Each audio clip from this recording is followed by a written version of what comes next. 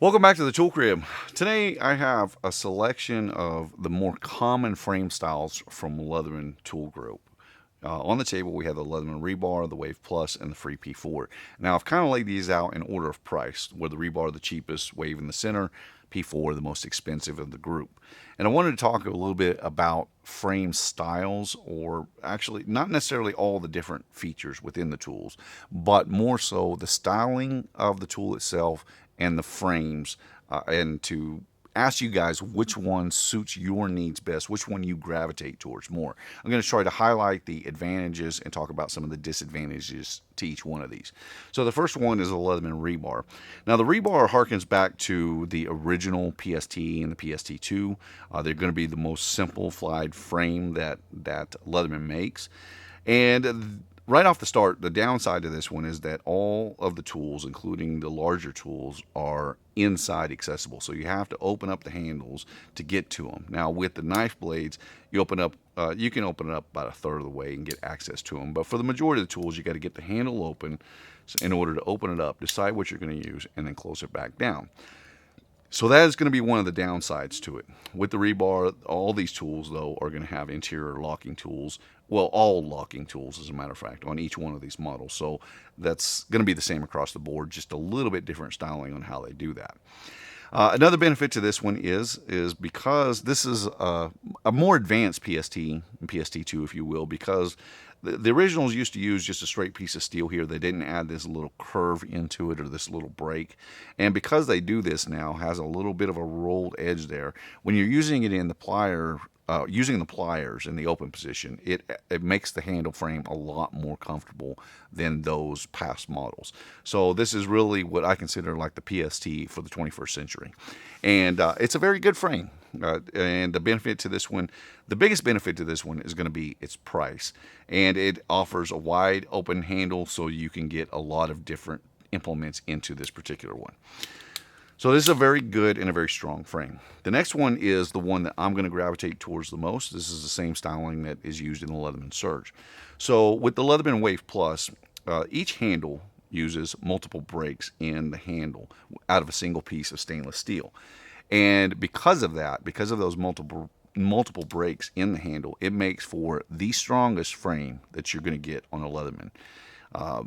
Anytime you add a break to sheet steel, it just strengthens the steel, makes it more rigid. It's the same reason we have body lines in our vehicles. Now, one of the downsides to this style of frame is the fact that the interior tools, you have to, again, much like the rebar, you have to open it up in order to access them.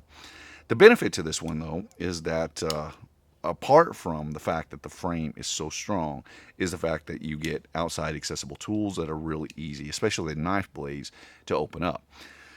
And another benefit to this one, because of the rolled edges in this frame, the way they don't make a crisp break on the outside here, it's more of a rolled edge.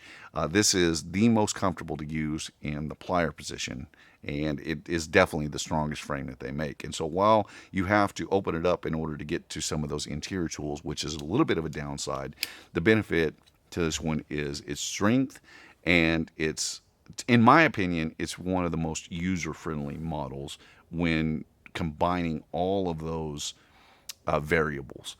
Then the last one is the Free P4 frame. Now, the Free P4, the free series of tools use a different architecture where these all have mechanical holdbacks and locks for their tools. Well, this has a mechanical lock, but the holdback for it is not mechanical, and so it's magnetic. And so the idea is here that the magnets on the bottom will hold all of these interior tools in their closed position so that you can just roll them out, fan out, find out what you need, grab it, replace the others.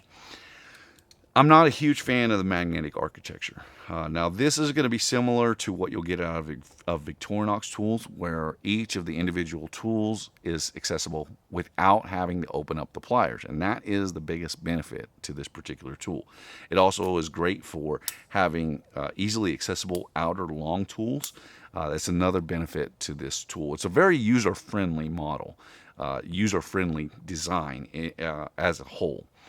Now, the downside to this one, well, first let's talk about the way they roll the edges here on the outside is similar to what they do with the Wave, it's similar to what they do with the rebar. It's kind of a mix in between, actually.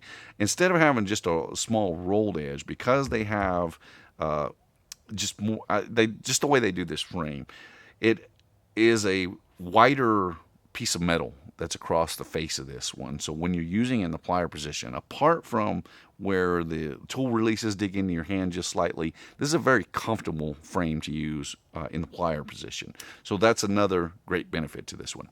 The downside, this is one of the weaker frames.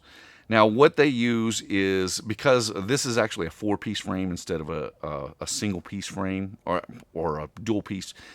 Let me backtrack. Each side, each handle is a 2-piece instead of a single piece. And so because of that, it's not going to be, there's more movement in this particular frame than you're going to find in the other 2 frames. It's the weakest of the 3 as far as hard use. Now, with this, they also use an elastomer bushing, and that is meant so that you can one-hand open this, so that the magnets kind of hold this tool back, and then you can run it around, flop it open, and the elastomer bushings are the retention that hold the handles in their closed or their open position until you're ready to close the tool up. The downside to this one, because it has it's made out of multiple pieces of steel, and in combination with those elastomer bushings, you get a lot of movement out of this frame, and it is definitely the weakest of the frames of these 3 models. But again, the trade-off is that it's the most user-friendly of the 3, because all of the tools are outside accessible, and everything, a lot of the tools are one-handed. So most everything on this tool you can operate one-handed, and that's the goal. That's what they were going for with the free series of tools. And for the way they did it, I mean, there's some really good engineering in the free series. It's just not my cup of tea. So these are 3 of the more common frame sizes, or frame styles, I apologize, from Leatherman. Obviously, there are others, but these are going to be your more common ones. And again, the pricing on these is going to start with the rebar being the least, wave in the middle, and free P4 on the high end. I gravitate towards the Wave Plus Surge frame style because of its strength and the outside accessible blades. Those 2 things combined really, in my estimation, make that the best frame style to work with. We talked about some of the other benefits. For a lot of people, the free series is going to be the ticket, because everything is super easy, super fast to get to. And for others, the rebar frame style is going to be the best because from a price advantage or price to functionality standpoint, it is definitely going to be the best of the 3. So these are the more common frame styles. I'd love to hear which one you think works best for you and why, and what you would change if you could on each one of these to make it suit your needs a little bit better. My name is Ben. You've been watching the Texas Tool Crib. I appreciate you watching. I'll see you in the next one.